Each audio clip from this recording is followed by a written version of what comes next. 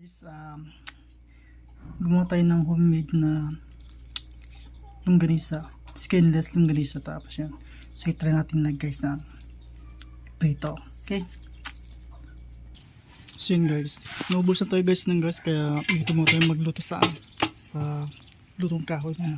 Okay, so painitin mo natin guys yung mantika, kawali.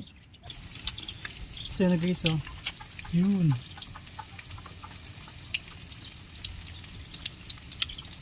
homemade skinless longganisa.